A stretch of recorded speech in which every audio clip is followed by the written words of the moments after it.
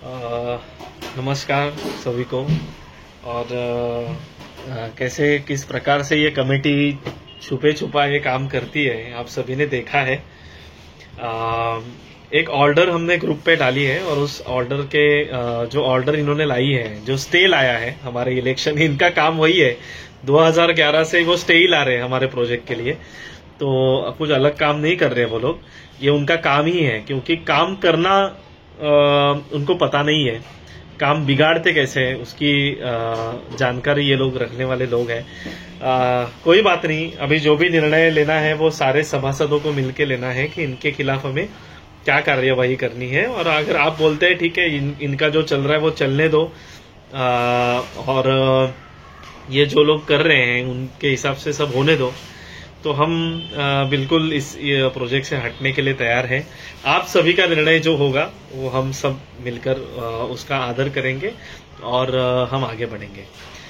अभी ये जो ऑर्डर आई है ये मराठी में आई है, तो मैं मराठी में पढ़ूंगा, उसका अर्थ भी मराठी में बताऊंगा और उसके बाद हिंदी में भी उसका विश्लेषण मैं करने वाला हूं। बीच बीच में भी हिंदी में बात करूंगा, पर पूरा समय हिंदी में बात करना मेरे लिए पॉसिबल नहीं है, क्योंकि ऑर्डर मराठी में है तो मराठी में और सही तरीके से बता पाऊंगा, तो बीच बीच में हिंदी का भी प्रयोग मैं करूंगा।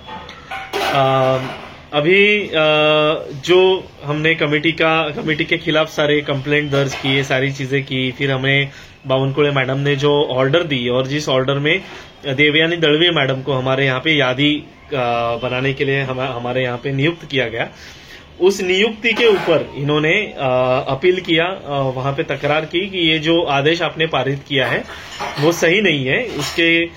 उसके लिए हमारी इच्छा तो थी कि वो यादी हम बनाएं, पर हम इंतजार कर रहे थे, और वो क्यों इंतजार कर रहे थे वो बात हम अभी जानेंगे।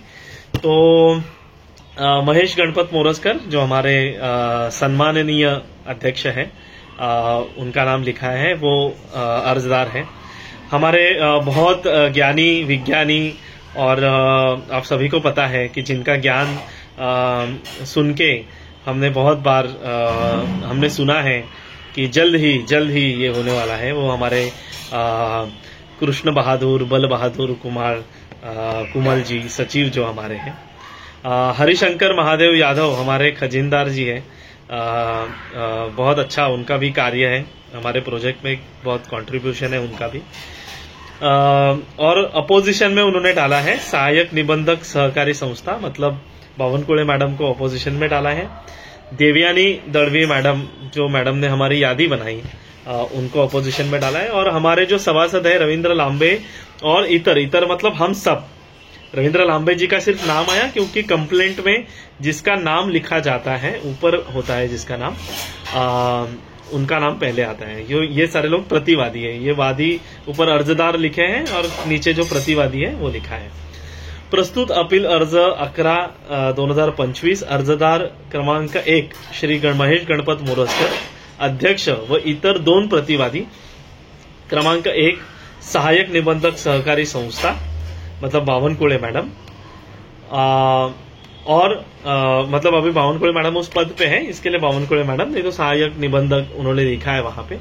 बृहन मुंबई यांच्या 21/2/2025 रोजीच्या महाराष्ट्र सहकारी संस्था अधिनियमन 1960 चे कलम 154 ब 27(2) अन्वये प्रतिवादी क्रमांक 2 श्रीमती देवयानी दळवी प्रमाणित लेखापरीक्षक यांना त्रिमूर्ती एसआरए सहकारी गृहनिर्माण संस्था मर्यादित दिंडोशी गोरेगाव पूर्व मुंबई 400063 या संस्थेच्या व्यवस्थापक समितीच्या निवडणुकीसाठी नमुना E1, E2, E3 यामध्ये 2 प्रतीत सभासदांची प्रारूप मतदार यादी तयार करण्यासाठी प्राधिकृत अधिकारी नियुक्त करण्याच्या आदेशांविरोधात यांनी हा दाखल किया है। मतलब उनको देवयानी दळवी मैडम को लाया लिस्ट बनाने के लिए, खुद तो बना नहीं रहे थे, और उनको लाया गया तो उनको लगा कि हमारे हक पे ये बहुत बड़ा हमारा हक छीन रहे हैं, तो इन्होंने यहाँ पे कंप्लेंट डाली है और अर्ज किया है कि ये सब गलत है, उसके खिलाफ उन्होंने वहां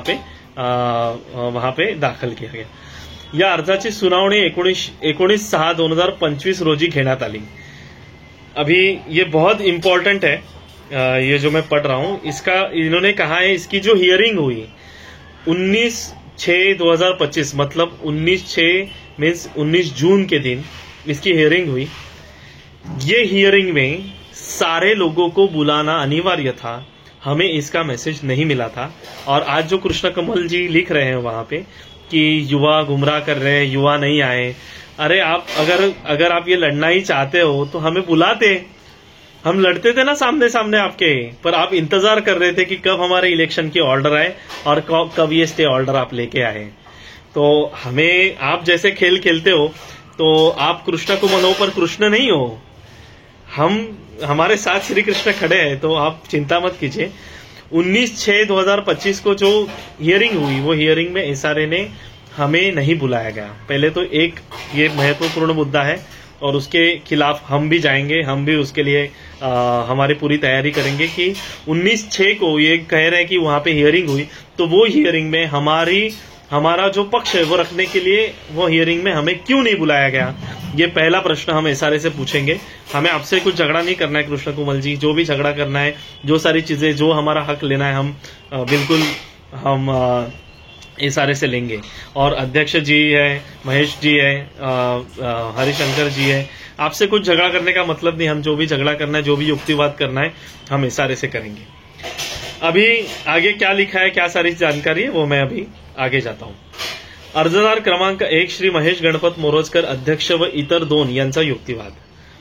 अर्जदार क्रमांक 1 श्री महेश गणपत मोरजकर अध्यक्ष व इतर 2 यांनी त्यांचा अर्ज व युक्तिवाद याद्वारे निदर्शनास आणून दिले आहे की अर्जदार क्रमांक 1 हे संस्थेचे अध्यक्ष, अर्जदार क्रमांक 2 हे संस्थेचे सचिव व अर्जदार क्रमांक 3 हे संस्थेचे खजिनदार आहेत। ठीक है, ये हमें पता चल गया कि ये लोग अध्यक्ष है, सचिव है, खजिनदार है। अर्जदारांच्या त्रिमूर्ती एसआरए गृहनिर्माण संस्था दिंडोशी गोरेगाव पूर्व अपना ऍड्रेस लिखा आहे। या संस्थेची दिनांक 22/12/2019 रोजी निवडणूक झाली आहे व पदाधिकाऱ्यांनी जानेवारी 2020 मध्ये पदभार घेतला आहे।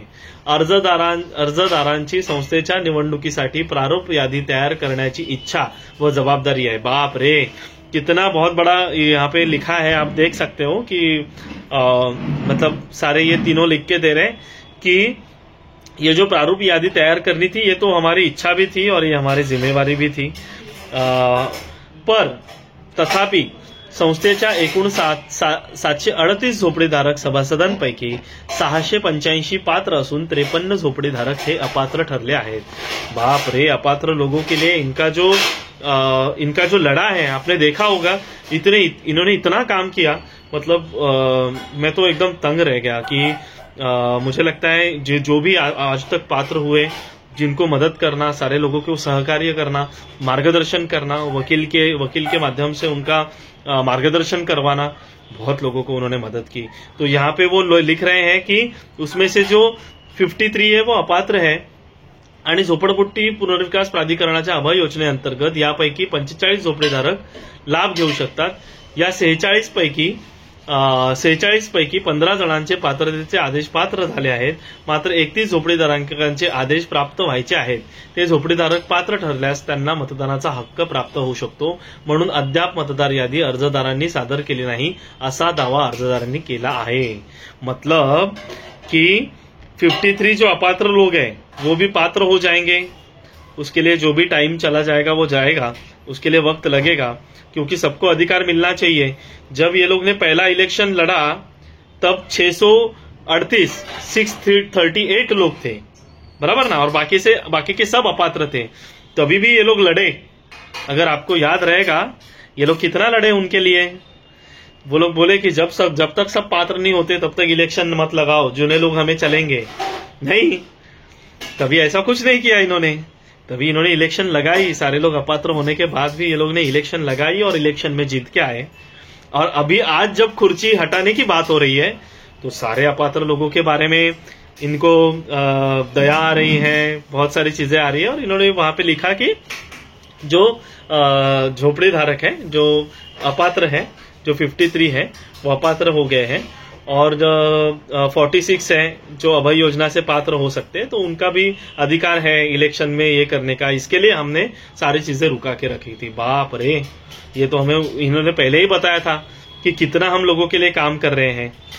तथापि प्रतिवादी क्रमांक 3 रवींद्र पांडुरंग लांबे व इतर यांनी प्रतिवादी क्रमांक 1 सहाय्यक निबंधक झोपडपट्टी पुनर्विकास प्राधिकरण यांच्या कार्यालयाकडे 9/12/2024 रोजी दिनांक 23/1/2025 रोजी झालेल्या तक्रार अर्जाच्या आधारे प्रतिवादी क्रमांक 1 यांनी कलम 154(ब)(27)(2) अन्वये 21/2/2025 रोजी आदेश पारित करून प्रतिवादी क्रमांक 2 श्रीमती देवयानी दळवी प्रमाणित लेखापरीक्षक यांची प्रारूप यादी मतदार यादी तयार करण्यासाठी प्राधिकृत अधिकारी म्हणून नेमणूक केली आहे. मात्र हे आदेश पारित करण्यापूर्वी नैसर्गिक न्याय तत्वानुसार अर्जदार प्रतिवादी क्रमांक 1 सहाय्यक निबंधक झोपडपट्टी पुनर्विकास प्राधिकरण यांनी सुनावणीची कोणतीही नोटीस दिली नहीं. मतलब देवयानी दळवी जी का जब अपॉइंटमेंट हुआ वो अपॉइंटमेंट करने के लिए इनको नोटिस देना चाहिए था, वहां पे हियरिंग होनी चाहिए थी और उसके बाद एसआरए ने काम करना चाहिए था. इनके अधिकार उन्होंने छीन लिए तो ये लोग थोड़ा सा गुस्सा हो गए हैं. व सुनावणी देऊन अर्जदारांचे म्हणणे सुद्धा ऐकून घेतलेले नाही. त्यामुळे हे आदेश नैसर्गिक न्याय तत्वांचा भंग करून पारित केलेले आदेश आहेत. मतलब इनका जो अधिकार है वो अधिकार यहाँ से हटाया गया और जब वो हटाया गया तो वो सही नहीं है ना. इसके लिए वो लड़ रहे हैं, इसके लिए वो गुस्सा हो गए और या अनुषंगाने अधिक युक्तिवाद सादर करण्याची संधी अर्जदारांना प्राप्त झाल्यास अर्जदार गुणवत्तेवर आपल्या बाजूने निर्णय लावून घेऊ शकतील.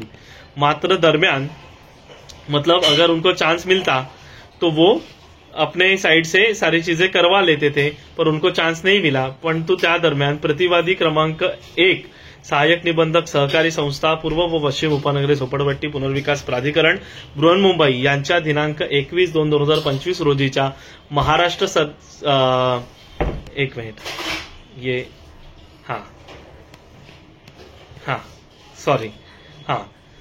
क्रमांक 1 यांच्या आदेशाची अंमलबजावणी होऊ शकते आणि तसे झाल्यास अर्जदारांचा प्रस्तुत अर्ज निष्फळ ठरू शकतो. मतलब जब अगर ये वहां पे सुनावणी के लिए जाते थे, वहां पे हियरिंग के लिए जाते थे तो ऐसा हो जाता था कि जो देवयानी दळवी का नियुक्ति की जरूरत नहीं होती थी और ये सारी चीजें करते थे. त्यामुळे अर्जदारांचे काही कधी भरून न येणारे नुकसान होऊ शकते. मतलब ऐसा नुकसान हो जाता है कि ऐसा कभी भी वो मतलब उसकी नुकसान भरपाई नहीं होगी. तसे होऊ नये म्हणून प्रतिवादी क्रमांक 1 सहाय्यक निबंधक झोपडपट्टी पुनर्विकास प्राधिकरण यांच्या दिनांक 21/2/2025 रोजीच्या आदेशांना तात्काळ स्थगिती मतलब स्टे देना चाहिए और आगे जो हियरिंग है उसकी आगे हियरिंग उसका देना चाहिए, ऐसा उन्होंने विनती की है. अभी उसका अनुमान और जो ये है वो ऐसे किया गया है जो मैं पढ़ रहा हूं अभी. या प्रकरणात मतलब यहाँ पे जो अधिकारी के सामने ये नियुक्ति की गई, सहनिबंधक जो अभिजीत पाटिल सर हैं उनके सामने की गई. उन्होंने जो निरीक्षण लिखा है वो ऐसा है. या प्रकरणात माझ्यासमोर सादर केलेला अर्ज व दोन्ही बाजूंचा युक्तिवाद व कागदपत्रे विचारात घेता प्रस्तुत अपील अर्ज 11/2025 अर्जदार क्रमांक 1 श्री महेश गणपत मोरजकर अध्यक्ष व इतर 2 यांनी प्रतिवादी क्रमांक 1 सहाय्यक निबंधक सहकारी संस्था रोजीच्या महाराष्ट्र सहकारी संस्था अधिनियम 1960 चे कलम 154(2) देवयानी दळवी प्रमाणित लेखापरीक्षक यांना त्रिमूर्ती एसआरए गृहनिर्माण संस्था या संस्थेच्या व्यवस्थापक समितीच्या निवडणुकीसाठी नमुना E1, E2, E3 मध्ये 2 प्रतित सभासदांची मतदार यादी तयार करण्यासाठी प्राधिकृत अधिकारी म्हणून नियुक्ती करण्याच्या आदेशांविरुद्ध दाखल केला आहे. प्रस्तुत प्रकरणात अर्जदारांनी अंतरिम स्थगितीची मागणी करताना प्रतिवादी क्रमांक 1 मतलब ये उन्होंने दिया है कि उसका स्टे लाना चाहिए. जो ऑर्डर आया था देवयानी दळवी जी का और उन्होंने जो यादी दी है उस पे स्टे आना चाहिए.